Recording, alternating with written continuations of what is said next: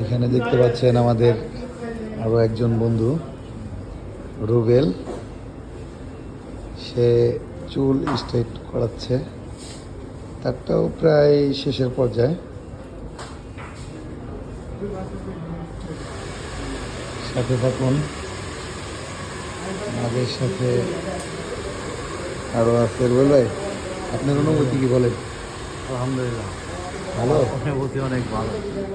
তবে যে কয়টা আয় হয় আমার কিছু দিয়ে, হ্যাঁ ভাই, যে কয়টা আয় হয় আপনার ব্লগ থেকে আমার কিছু দিয়ে। অবশ্যই। এখানে দেখতে পাচ্ছেন আমাদের আরও একজন বন্ধু সাইফুল। ওর কাজ চলছে এখন।